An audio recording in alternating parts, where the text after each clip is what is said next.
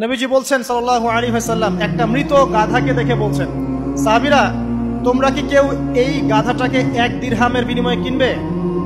কান কাটা, মৃত, বলে আছে, এই গাধাটাকে কিনবা 1 দিরহাম দিয়ে? সাহাবীরা বলছেন, মাংনা দিলেও তো কিনবো না। ইয়া রাসূলুল্লাহ, যদি ফ্রিও কেউ দেয়, বিনামূল্যে দেয়, তাও তো নিব না। তখন নবী সাল্লাল্লাহু আলাইহি ওয়াসাল্লাম বলছেন, এটাই হচ্ছে আল্লাহর কাছে দুনিয়ার এক্সাম্পল। ওই মৃত গাধা তোমাদের কাছে যতটা না ইম্পর্টেন্ট, যতটুকু মূল্য রাখে, আল্লাহর কাছে এই দুনিয়া তার চেয়েও কম মূল্য রাখে। এই দুনিয়াতে তো সব ফয়সালা হবে না। আমরা তো হতাশ হয়ে যাই না যে দুনিয়াতে এমন কেন, এটা কেন, এটা কেন। দুনিয়া এটারই জায়গা। দুনিয়া সবকিছুর কনক্লুশনের জায়গা না, সবকিছুর পরিসমাপ্তির জায়গা হচ্ছে কিয়ামতের মাঠ। ওই দিন যে সফল সে সফল, যে ব্যর্থ সে ব্যর্থ। দুনিয়ার বাড়ি গাড়ি, স্ট্যাটাস, চাকরি বাকরি, ইজ্জত সম্মান, এটা সাফল্য ব্যর্থতার মানদণ্ড নয়, চূড়ান্ত মানদণ্ড নয়। চূড়ান্ত মানদণ্ড কি? ফামান যুহজিহা আনিন নার ওয়া উদখিলাল জান্নাহ ফাকাদ ফাজ। যাকে জাহান্নাম থেকে বাঁচানো হবে, জান্নাতে প্রবেশ করানো হবে, পুলসিরাত পার হতে পারবে, এই একমাত্র ব্যক্তি সফল। সাফল্যের সংজ্ঞাটা জেনে রাখবেন, তাহলে আপনি দুনিয়াতে হতাশ হবেন না ইনশাআল্লাহ। এবার কি হলো, যখন আদম আলাইহিস সালাম সমস্ত নাম শিক্ষা দেওয়া সমস্ত নাম বলে দিলেন, এখানে নাম মানে কিন্তু খালি নাম নয়, জ্ঞান বলে দিলেন, তখন আল্লাহ রাব্বুল আলামিন ফেরেশতাদেরকে বললেন, তোমরা সবাই এখন আদমকে সিজদা করো। ওয়া ইয কুলনা লিল মালাইকাতি ইসজুদু লি আদম। আল্লাহ পাক এবার বলছেন, আমি সমস্ত মালায়েকাকে বললাম তোমরা আদমকে সিজদা করো। ফাসাজাদু, সবাই সিজদা করলো, ইল্লা ইবলিস, ইবলিস সিজদা করলো না। কেন করলে না? ইবলিসকে বলা হচ্ছে, ইয়া ইবলিস মা মানাকা আল্লা তাসজুদা ইয আমারতুক। তোমাকে কে নিষেধ করলো সিজদা করতে ওই আদমকে, যাকে আমি আদেশ করেছি? কে নিষেধ করলো? তখন ইবলিস বলছে, খালাকতানি মিন নার ওয়া খালাকতাহু মিন তিন। আমাকে সৃষ্টি করেছেন আগুন দিয়ে, আর আদমকে সৃষ্টি করেছেন মাটি দিয়ে, আমি কিভাবে তাকে সিজদা করতে পারি? ইবলিস বলতে চাইলো যে আপনি যে বলছেন আদমকে সিজদা করো, আদম তো মাটির তৈরি, আমি তো আগুনের তৈরি, তাহলে আপনি ভুল বলছেন। নাউজুবিল্লাহ। আগুন কেন মাটির সামনে নত হবে? মাটি আগুনের সামনে নত হওয়া উচিত। তার কেয়াস হচ্ছে এমন। কেয়াস মানে কি? তার এটা কি? হ্যাঁ, তার এটা যুক্তি, তার এটা যুক্তি এবং দর্শন যে আমি কেন তাকে সিজদা করব? আমি তো আগুনের তৈরি, আর আদম হচ্ছে মাটির তৈরি। তো খালাকতাহু মিন নার ওয়া খালাকতানি মিন তিন, খালাকতানি মিন নার ওয়া খালাকতাহু মিন তিন। আমাকে সৃষ্টি করেছেন আগুন দিয়ে, আদমকে সৃষ্টি করেছেন মাটি দিয়ে। আবা ওয়াস্তাকবারা, আল্লাহ পাক বলছেন সে উদ্ধত হলো এবং অহংকার প্রদর্শন করল। আর আল্লাহ পাক অনেক কিছু মাফ করে দেন, কিছু কিছু বিষয় আল্লাহ পাক মোটেই পছন্দ করেন। তার মধ্যে একটা হচ্ছে অহংকার, তার মধ্যে একটা হচ্ছে শিরক, তার মধ্যে একটা হচ্ছে অন্যের হক নষ্ট করা, তার মধ্যে একটা হচ্ছে আদম সন্তানকে হত্যা করা, তার মধ্যে একটা হচ্ছে বৃদ্ধ বয়সে ব্যভিচার করা, তার মধ্যে একটা হচ্ছে মুরতাদ হয়ে যাওয়া। ওই যে খ্রিস্টান হয়ে যাচ্ছেন না, খালি মরেন তারপর বুঝবেন, খালি মালাকুল মউত আসুক তারপর বুঝবেন। আল্লাহ রাব্বুল আলামিন বলছেন তার রাসূলের মাধ্যমে, কেউ যদি সাক্ষ্য দেয় আল্লাহ ছাড়া কোনো মাবুদ নাই, মুহাম্মদ সাল্লাল্লাহু আলাইহি ওয়াসাল্লাম শেষ নবী, ঈসা ইবনে মারইয়াম আল্লাহর প্রেরিত নবী, আল্লাহর পুত্র নন, জান্নাত সত্য এবং জাহান্নাম সত্য, এই 5টা বিষয় যদি কেউ সাক্ষ্য দেয়, ইনশাআল্লাহ সে জান্নাতে যাবে, তার আমল যেমনই হোক না। টাকার বিনিময়ে, চাকরির বিনিময়ে, সমাজসেবার নামে আর চিকিৎসার নামে ঈমান বিক্রি করে ফেললেন, সুবহানাল্লাহ, সুবহানাল্লাহ। তোমাদের এই পৃথিবীতে বেঁচে থাকার চাইতে মাটির তলে চলে যাওয়া ভালো। আবর্জনার কোনো প্রয়োজন নাই আল্লাহর এই জমিনে। এই মুসলিম উম্মার আবর্জনার কোনো প্রয়োজন নাই। এই মুসলিম উম্মার ইমানদার সাহসী তরুণ প্রজন্মের দরকার। আল্লাহ পাক কবুল করুন, আমিন। এরপরে কি হলো? ইবলিস সিজদা করলো না, আবা ওয়াস্তাকবার, সে উদ্ধত হলো এবং অহংকার প্রদর্শন করলো। এবার আল্লাহ পাক জিজ্ঞাসা করলেন, কেন করলে না? কেন করলে না? সে বলল যে আগুন দিয়ে সৃষ্টি করেছেন আমাকে, তাকে সৃষ্টি করেছেন আপনি মাটি দিয়ে, সো আপনি ভুল, আমি সঠিক, আমি কেন তাকে সিজদা করব? আল্লাহ পাক তখন আর তার প্রতি রহম করলেন না। আল্লাহ পাক তখন তাকে বলছেন, ফাখরুজ মিনহা, এখান থেকে বেরো। আল্লাহ পাক যেমন গফুরুর রহিম, আরহামুর রাহিমিন, ঠিক তেমনি আল্লাহ পাক শাদীদুল ইকাব, কঠিন শাস্তিদাতাও বটে। আল্লাহ পাক শুধু কি দয়াই করবেন, শাস্তি দিবেন না? দিবেন। ফাখরুজ, অপদস্থ হয়ে, লাঞ্ছিত হয়ে এখান থেকে বের হয়ে যাও। এখানে অহংকার করার অধিকার তোমাকে দেওয়া হয় না, এখান থেকে বের হয়ে যাও। এবার ইবলিস বের হয়ে যাচ্ছে। বের হয়ে যাওয়ার সময় ইবলিস বলছে রব্বি। কি বলছে? রব্বি। দেখেন, ইবলিস আল্লাহকে বলছে রব্বি। মানে ইবলিস আস্তিক। ইবলিস কি আস্তিক? ইবলিস আল্লাহ বিশ্বাস করে। ইবলিস বলছে রব্বি, হে আমার রব, আনজিরনি ইলা ইয়াউমি ইউবআসুন, আমাকে কিয়ামত দিবস পর্যন্ত অবকাশ দেন। আমাকে তো বের করে দিচ্ছেন, ঠিক আছে, আমাকে কিয়ামত দিবস পর্যন্ত অবকাশ দেন। শব্দ চয়ন হচ্ছে রব্বি, হে আমার রব। মানে ইবলিস কিন্তু নাস্তিক না। তাহলে এখন যারা এই যে এথিজমে বিশ্বাস করছেন, আসলে এরা কেউ নাস্তিক না, এরা ইসলাম বিদ্বেষী। কখনো দেখবেন না তাদেরকে অন্য ধর্মের কোনো বিষয় নিয়ে কটু মন্তব্য করছে, প্রশ্ন উত্থাপন করছে, এমনটা খুব কমই দেখবেন। এদের যত মাথা ব্যথা ইসলাম নিয়ে। এখানে দেখেন ইবলিসের কথা বলছি, ইবলিস কিন্তু আস্তিক। ইবলিস কি বলছে? রব্বি আনজিরনি ইলা ইয়াউমি ইউবআসুন, হে আমার রব। ইবলিস জানে যে আল্লাহ তার রব। ওই যে সূরা হাশরের শেষের দিকে পড়ে দেখবেন ইবলিস বলে উকফুর, তোমরা কুফরি করো। তারপরে মানুষ যখন কুফরি করে সে বলে আমি ইন্নী আখাফুল্লাহ রাব্বাল আলামিন, আমি আল্লাহকে ভয় করি যে জগৎ সমূহের প্রতিপালক। শয়তানকে মানুষকে জিজ্ঞাসা করবে জাহান্নামীরা, তুমি আমাদেরকে পথভ্রষ্ট করেছো। শয়তান বলবে আমি কিচ্ছু করি নাই, আমি তোমাদেরকে কোনো কাজে ফোর্স করি নাই, আমি শুধু তোমাদেরকে ওয়াসওয়াসা দিয়েছি, তোমরা নিজেরাই কাজ করছো। ফালা তালুমুনি ওয়ালুমু আনফুসাকুম, সূরা ইব্রাহিম পড়ে দেখেন। শয়তান বলবে তোমরা আমাকে লানত করো না, নিজেদেরকেই লানত করো, আমি তো তোমাদেরকে বাধ্য করে কাজ করাই নাই, তোমরা নিজেরাই করেছো এই কাজ। আসুন সামনে যাই।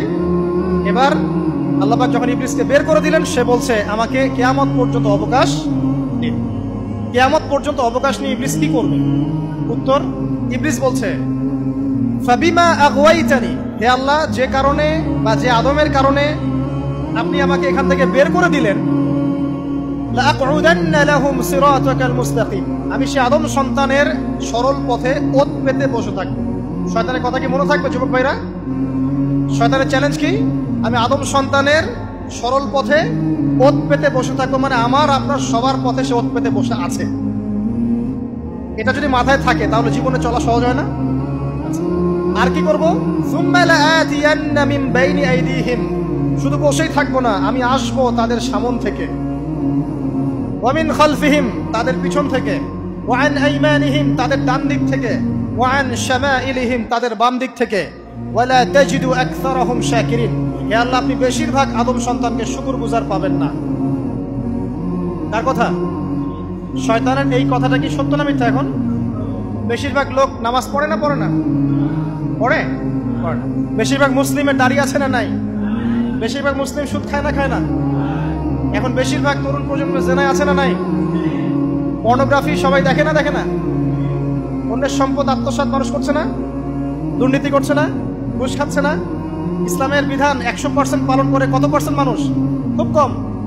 আচ্ছা বাদ দেন এত বড় বড় কথা, শুধু কোরআনুল কারীম তেলাওয়াত করতে পারে কতজন মানুষ? বলি না আমরা 90% মুসলিমের বাংলাদেশ, তো 90% মুসলিমের বাংলাদেশে কত ভাগ মুসলিম কোরআন তেলাওয়াত করতে পারে? একটা শুমারি করে দেখেন, কোরআন শুমারি। এটা কোরআন শুমারি করে দেখেন যে কত পার্সেন্ট মুসলিম শুদ্ধ করে কোরআন পড়তে পারে। যারা পড়তে জানে তাদেরও পড়া যে কত ভুল আছে, আলেম ওলামার কাছে গেলে বুঝতে পারবেন। আর এই ভুলের কারণে যে অর্থ কত পরিবর্তন হচ্ছে আপনি তো জানেনই না। তো এই যে শয়তান বলেছে ওয়ালা তাজিদু আকসারাহুম শাকিরিন, আপনি বেশিরভাগই শুকরগুজার পাবেন। তো কথা সত্য না মিথ্যা?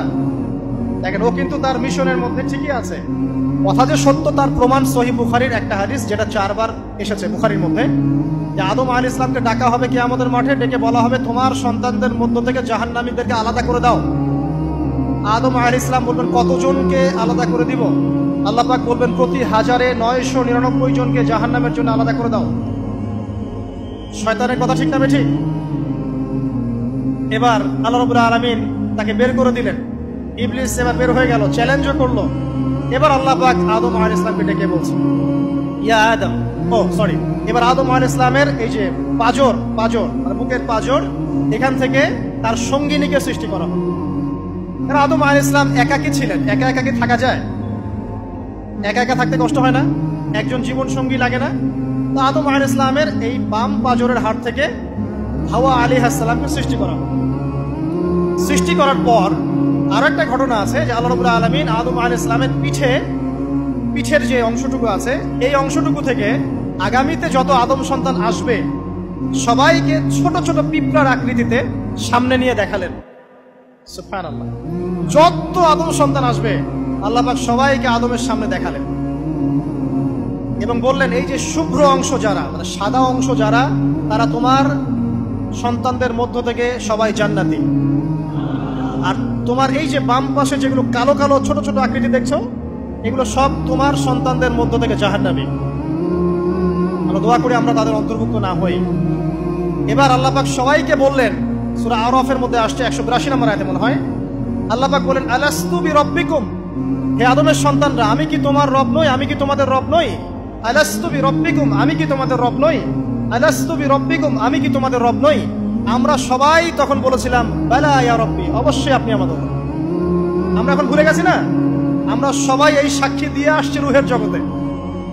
আর রুহের জগৎ বলে একটা জগৎ আছে, অনেক জগৎ আছে। রুহের জগৎ একটা, দুনিয়ার জগৎ একটা, জিন জাতির জগৎ আলাদা, বারজাখ পরকালে যে কবরে রাখার পরে বারজাখের জগৎ একটা, আর দারুল করার যেটা হবে একদম জান্নাত জাহান্নাম, ওটা আরেকটা জগৎ। এই যে মহাবিশ্ব যে সম্প্রসারিত হচ্ছে, এক এক গ্যালাক্সিতে এক একটা জগৎ না, এরকম বহু জগৎ আছে। রুহের জগতে আমরা এই ওয়াদা আল্লাহর কাছে করে এসেছি। এটাকে আহদে আলাস্তু বলে। কি বলে? আহদে আলাস্তু, মানে আলাস্তু বিরব্বিকুম, আমি কি তোমাদের রব নই? আমরা বলেছিলাম হ্যাঁ আপনি আমাদের রব। একটা মজার কথা আছে এখানে, যখন আদম আলাইহিস সালাম দেখছিলেন তার সন্তানদেরকে সাদা সাদা আকৃতি ছোট ছোট, এর মধ্যে একটা সন্তানকে দেখে, একজন সন্তানকে দেখে তার প্রচন্ড ভালো লেগেছিল এবং তিনি অত্যন্ত সুদর্শন ছিলেন। তাকে দেখে তার প্রচন্ড রকম ভালো লেগেছিল। আল্লাহ পাককে তিনি জিজ্ঞাসা করলেন, হে আল্লাহ, আমার সন্তানদের মধ্যে কে, এই সুন্দর সন্তান কে? আল্লাহ পাক বললেন, সে হচ্ছে তোমার সন্তান দাউদ। কি নাম? দাউদ আলাইহিস সালাম। আর আপনাকে বলে রাখি, আদম আলাইহিস সালামের ব্যাপারে যেমন আল্লাহ পাক বলেছেন আদম আমার খলিফা, ঠিক দাউদ আলাইহিস সালাম সম্পর্কেও আল্লাহ পাক বলেছেন দাউদ আমার খলিফা। বুঝতে পারলেন? কোথায় আছে? সূরা সাদ পড়ে দেখেন। ঠিক আদম আলাইহিস সালাম সম্পর্কে আল্লাহ পাক বলেছেন না যে আমি পৃথিবীতে খলিফা পাঠাচ্ছি, ঠিক দাউদ আলাইহিস সালাম সম্পর্কেও আল্লাহ পাক বলেছেন দাউদ আমার খলিফা। ইয়া দাউদ ইন্না জাআলনাকা খলিফাতান ফিল আরদ ফাহকুম বাইনান নাস বিল হক ওয়া লা তাত্তাবি'ল হাওয়া। আয়াতটা পড়ে দেখবেন, ওইদিকে আমি পরে আসছি। তো ওই সন্তানকে দেখে তার এত ভালো লাগলো, আল্লাহর কাছে তিনি জিজ্ঞাসা করছেন, হে আল্লাহ, আমার এই সন্তানের হায়াত কত? আল্লাহ পাক বলছেন তোমার এই সন্তানের হায়াত হচ্ছে 60 বছর। কত বছর? 60 বছর। আর আমাদের উম্মতে মুহাম্মাদের কিন্তু গড় আয়ু এরকম 60-65, এর বেশি না গড় আয়ু। তখন আদম আলাইহিস সালাম বলেন, আল্লাহ, আমার হায়াত থেকে তাকে 40 বছর দিয়ে দাও। আমার হায়াত থেকে তাকে 40 বছর দিয়ে দাও। আল্লাহ পাক তাকে 40 বছর দিয়ে দিলেন। তাই আদম আলাইহিস সালামের 1000 বছর হায়াত হয়ে গেল 960 বছর, আর দাউদ আলাইহিস সালামের 40 বছর হায়াত হয়ে গেল 100 বছর। এখন আসেন এই জায়গায় যে আদম আলাইহিস সালাম এবং দাউদ আলাইহিস সালাম দুইজনকে আল্লাহ পাক কি বলেছেন? খলিফা। খলিফা কে? খলিফা কাকে বলে? এটা একটু শুনে নি ছোট্ট করে। সূরা সাদ পড়বেন 24 কি 26 নম্বর আয়াত। আল্লাহ পাক বলছেন, ইয়া দাউদ, হে দাউদ, খলিফার কাজ কি এটা শোনেন। হে দাউদ, ইন্না জাআলনাকা খলিফাতান ফিল আরদ, নিশ্চয়ই আমি আল্লাহ তোমাকে পৃথিবীতে খলিফা করেছি। কি করেছি? খলিফা করেছি। তোমার কাজ কি? ফাহকুম বাইনান নাস বিল হক, মানুষের মাঝে আল্লাহর বিধান দ্বারা হকের মানদণ্ডে বিচার ফয়সালা করবে। আর আল্লাহর খলিফার দায়িত্ব কি? আল্লাহর বিধান দ্বারা বিচার ফয়সালা করা। ওয়ালা তাত্তাবি'ল হাওয়া, তুমি নিজের প্রবৃত্তির অনুসরণ করবে না। ফায়ুদিল্লাকা আন সাবিলিল্লাহ, তাহলে তোমাকে এটা সরল পথ থেকে বিচ্যুত করে দেবে। ইন্নাল্লাযীনা ইউদিল্লুনা আন সাবিলিল্লাহ, নিশ্চয় যারা আল্লাহর পথ থেকে বিচ্যুত হয়ে যায়, লাহুম আযাবুন শাদীদ, তাদের জন্য কঠিন শাস্তি আছে। বিমা নাসু ইয়াউমাল হিসাব, এই কারণে যে তারা হিসাবের দিনটা ভুলে গেছে। এই আয়াত থেকে খলিফার ফাংশন বুঝতে পারলেন? খলিফার ফাংশন কি? আপনি যা ইচ্ছা তাই ফয়সালা করবেন, নিজের মন গড়া যা ইচ্ছা রচনা করবেন। ফাহকুম বাইনান নাস বিল হক, মানুষের মধ্যে হকের মানদণ্ডে বিচার ফয়সালা করুন। হকটা কি জিনিস?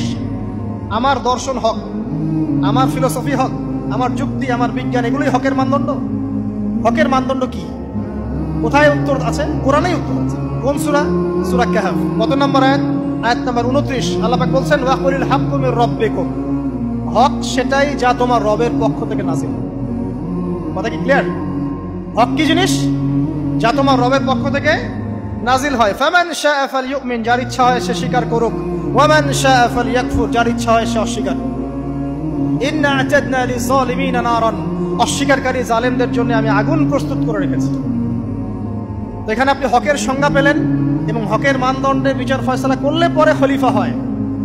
যদি আল্লাহ পাকের হকের মানদণ্ডে কেউ ফয়সালা না করে সে আল্লাহর খলিফা নয়, সে শয়তানের খলিফা। কথা কি ক্লিয়ার? আচ্ছা, এখন যদি আপনি বাধ্য হন কোনো ক্ষেত্রে সেটা আলাদা বিষয়, বাধ্য হয়েছেন সেটা আলাদা বিষয়, কিন্তু আকীদা স্পষ্ট থাকতে হবে যে আল্লাহ রাব্বুল আলামিনের বিধান চূড়ান্ত, এর উপর কোনো বিধান নাই। এখন আপনি আদম এবং দাউদ আলাইহিস সালামের মধ্যে একটা সম্পর্ক বুঝতে পারলেন। এবার আল্লাহ পাক আদম আলাইহিস সালামকে ডাকলেন, ডেকে বলছেন, আদম এবং হাওয়া, তোমরা দুজন উসকুন আনতা ওয়া যাওজুকাল জান্নাহ, এবার তুমি আর তোমার স্ত্রী হাওয়া তোমরা জান্নাতে থাকো। ফাকুলা মিনহা রাগাদান হাইথু শি'তুমা, জান্নাতের যেখান থেকে ইচ্ছা তোমরা ফল খাও বা যা ইচ্ছা তাই করো, সবকিছু উন্মুক্ত তোমাদের জন্য জান্নাতে। একটা বিষয়, ওয়ালা তাকরাবা হাদিহিশ শাজারা, এই যে গাছটা দেখছো এই গাছের কাছেও যাবে না। এখানে শব্দ এমন না যে গাছের ফল খাবে না, শব্দ হচ্ছে এমন গাছের কাছেও যাবে না। যেমন ওয়ালা তাকরাবু জিনা, জিনা করবেন আল্লাহ পাক বলেননি, বলেছেন জিনার কাছেও যাবে না। ওয়ালা তাকরাবু মাল আল ইয়াতীম, ইয়াতীমের মাল খাবে না আল্লাহ পাক বলেন নাই, আল্লাহ বলছেন ইয়াতীমের মালের কাছেও যেও না। আমি কি বুঝাতে পারছি? এই গাছের কাছেও যেও না। এবার জান্নাতে তারা থাকতে লাগলেন। এবার ইবলিস তো আর হাল ছেড়ে দেয় নাই, সে কি বলেছিল? ডান বাম সামন পিছন সব দিক থেকে আসবে। সে এসে ওয়াসওয়াসা দেয়। কি ওয়াসওয়াসা দেয়? হে আদম হাল আদুল্লুকা, আমি কি তোমাকে বলে দিব আলা শাজারাতিল খুলদ ওয়া মুলকিন লা ইয়াবলা, হে আদম আমি কি তোমাকে বলে দিব এমন একটা গাছের কথা যেই গাছের ফল খেলে পরে তুমি চিরস্থায়ী জীবন লাভ করবে, কোনোদিন মারা যাবে না। এই চিরস্থায়িত্বের টোপ দিচ্ছে কে? এই চিরস্থায়ী ক্ষমতার টোপে মানুষ পথ হারাচ্ছে না পৃথিবীতে। ওয়া মুলকিন লা ইয়াবলা, এমন রাজত্ব পাবে যেই রাজত্ব কখনো ক্ষয় হবে না। চিরস্থায়িত্বের টোপ, রাজত্বের টোপ, এই দুটোই হচ্ছে পৃথিবীতে মানুষকে পথভ্রষ্ট করার শয়তানের অস্ত্র। কথা মনে বুঝতে পারেন না? আমার মাথার উপর দিয়ে যাচ্ছে, বুঝতে পারবেন ইনশাআল্লাহ। তো টোপ দিচ্ছে দুইটা, হাল আদুল্লুকা আলা শাজারাতিল খুলদ ওয়া মুলকিন লা ইয়াবলা। করতে করতে করতে করতে একদিন সত্যি সত্যি আমাদের পিতামাতা সেই গাছের কাছে চলে গেলেন। যখনই চলে গেলেন, ফালাম্মা যাকা শাজারা, যখন তারা গাছের কাছে চলে গেলেন, বাদাত লাহুমা সাওআতিহিমা, তাদের পরনে যে জান্নাতি কাপড় ছিল ধাপাস করে খুলে পড়ে গেল। ইন্না লিল্লাহি ওয়া ইন্না ইলাইহি রাজিউন। আমাদের পিতামাতাকে পুরো মহাবিশ্বে ফেরেশতাদের সামনে জান্নাতে নগ্ন করে দিল ইবলিস। আমি মনে বুঝাতে ব্যর্থ হচ্ছি। আমাদের পিতামাতাকে জান্নাতে ফেরেশতাদের সামনে, সবার সামনে নগ্ন করে কাপড় খুলে ফেললো কে? ইবলিস। তো এখন যে কাপড় খোলার সংস্কৃতি চলছে, কারা এরা? ওরা জিন শয়তান, এগুলো মানুষ শয়তান। শয়তান দুই প্রকার, মিনাল জিন্নাতি ওয়ান নাস, জিন শয়তান আর মানুষ শয়তান। ওই জিন শয়তান এদেরকে ওয়াসওয়াসা দিয়ে দিয়ে নগ্ন করেছে, এরা এখন নগ্নতার আন্দোলন শুরু করেছে। এবং আমি জানি কয়দিন পর এটা বিকিনি পরেও ঘুরবে। অবাক হচ্ছেন? কিয়ামতের আলামতের মধ্যে অন্যতম হচ্ছে মানুষ রাস্তার ধারে ধারে জেনা করবে, রাস্তার মোড়ে মোড়ে জেনা হবে। তখন তার সবচেয়ে ভালো মানুষ হবে সেই ব্যক্তি যে গিয়ে বলবে, বাবা তোমরা জেনা করছো, এই দেয়ালের পিছনে গিয়ে করতে পারলা না, সে হবে সবচেয়ে ভালো মানুষ। এই যে কাপড় খোলার সংস্কৃতি শুরু হয়েছে, এটা কার সংস্কৃতি? বাদাত লাহুমা সাওআতিহিমা। আল্লাহ পাক আরো বলছেন, ইয়া বানি আদম, হে আদম সন্তান, লা ইয়াফতিনান্নাকুমুশ শাইতান, শয়তান যেন তোমাদেরকে ফিতনায় ফেলতে না পারে। কামা আখরাজা আবাওয়াইকুম মিনাল জান্নাহ, ঠিক যেভাবে শয়তান তোমাদের পিতামাতাকে জান্নাত থেকে বের করে দিয়েছিল। আর কি করেছিল? কামা আখরাজা আবাওয়াইকুম মিনাল জান্নাহ ইয়ানজিউ আনহুমা লিবাসাহুমা, শয়তান তোমাদের পিতামাতার লেবাস পোশাক খুলে ফেলেছিল। ঠিক এভাবেই যেন পৃথিবীতে শয়তান তোমাদেরকে ফিতনায় ফেলতে না পারে, আল্লাহ পাক সতর্ক করছেন। এখন কি বুঝতে পারছেন? এই নগ্নতার যে ছয় লাভ, নগ্নতা, অশ্লীলতা, পর্নোগ্রাফি, বেহায়াপনা, ফ্রি মিক্সিং, নারীদেরকে নগ্ন করে রাস্তায় বের করে নিয়ে আসা, এগুলো কার এজেন্ডা? শয়তানের এজেন্ডা। এর উপর কোনো কথা নাই, কারণ কোরআনের উপর কোনো সত্য নাই। এগুলোর উপরে কোনো কথা হবে না, বিকজ কোরআনের উপর কোনো সত্য নাই। আছে? নাই। কোরআনে আল্লাহ পাক বলেছেন যে শয়তান ফিতনায় ফেলেছিল, ইয়ানজিউ আনহুমা লিবাসাহুমা, শয়তান তোমাদের পিতামাতার লেবাস খুলে ফেলে দিয়েছিল। ওয়া তাফিকা ইয়াখতিফানি আলাইহিমা মিন ওয়ারাকিল জান্নাহ, তখন আমাদের পিতামাতা জান্নাতের গাছের যে এই যে পাতাগুলো আছে এগুলো ছিঁড়ে ছিঁড়ে লজ্জাস্থান থাকতে লাগলেন। ইন্না লিল্লাহ। আমাদের পিতামাতার কি দুর্দশা হয়েছিল, আমাদের পিতামাতার কি দুর্দশা, কি লজ্জা হয়েছিল তখন। চিন্তা করে দেখেন, শয়তান কাপড় খুলে ফেলে দিয়েছে। আর আমাদের পিতামাতা, আমাদের মা, আমাদের বাবা জান্নাতের এই যে পাতাগুলো ছিঁড়ে ছিঁড়ে গায়ের লজ্জাস্থান ঢাকা শুরু করেছেন। কি পরিমাণ লজ্জা চিন্তা করেন। আপনাকে যদি এখানে কেউ নগ্ন করে ফেলে, আপনি যদি না চান বিষয়টা, সবাই জোর করে আপনার কাপড় খুলে ফেলে, আপনার কেমন লাগবে? কেমন লাগবে? এই ঘটনা ঘটেছে মহাবিশ্বে, শয়তান ঘটিয়েছে। এরপর আল্লাহ পাক ডাকলেন, ডেকে বলছেন, ইয়া আদম, হে আদম, আলাম আনহাকুমা আন তিলকুমা শাজারা, হে আদম, আমি কি তোমাদেরকে দুজনকে নিষেধ করি নাই যে গাছের কাছে যাবে না? আমি কি তোমাদের দুজনকে নিষেধ করি নাই যে তোমরা গাছের কাছে যাবে না? তখন আদম আলাইহিস সালাম বুঝতে পারলেন যে তারা একটা বড় ভুল করে ফেলেছে।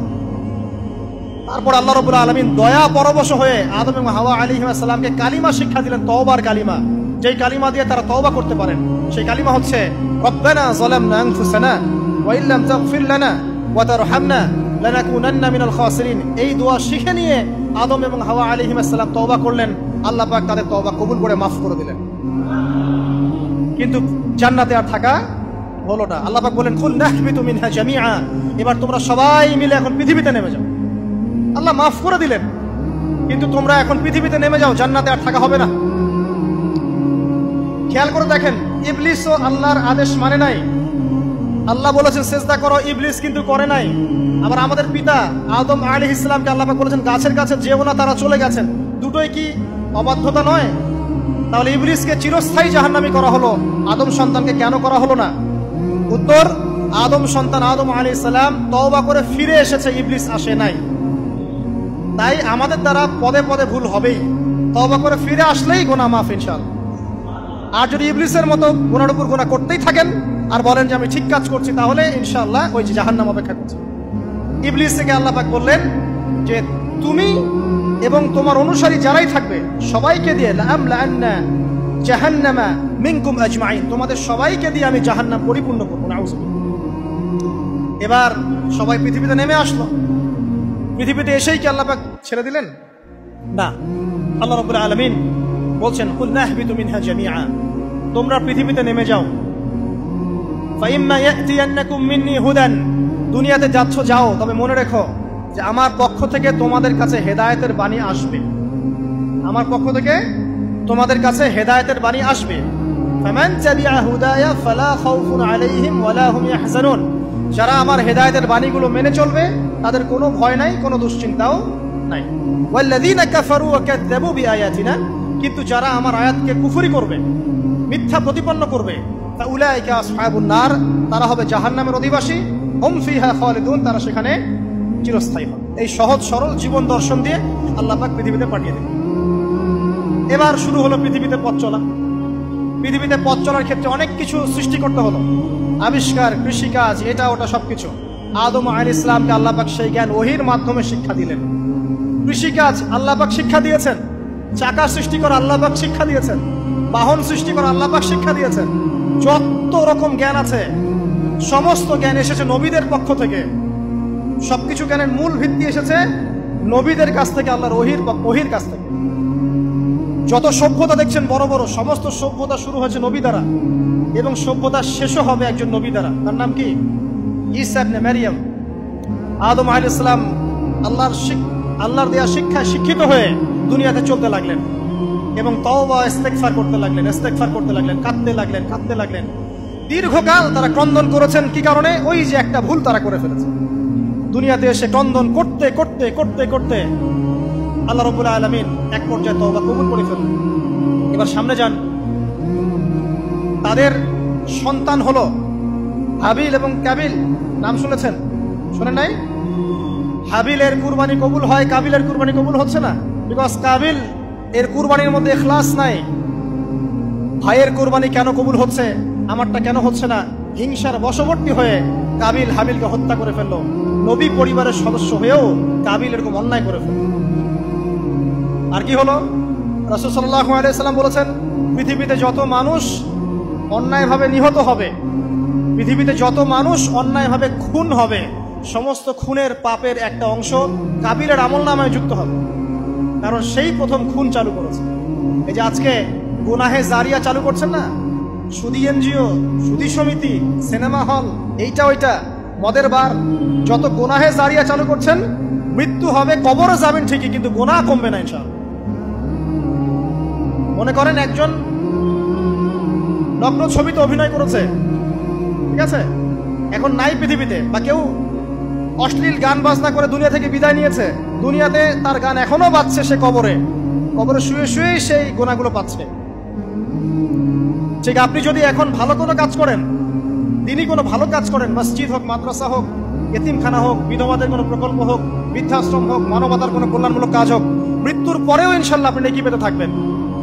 সদকায়ে জারিয়া আর গুনাহে জারিয়া ভালো করে বুঝবেন। একটা গুনাহ করে মাফ নেওয়া আলাদা বিষয়, আর গুনাহ চলতে থাকাটা আর একটা বিষয়। আল্লাহ আমাদেরকে হেফাজত করুন, আমিন।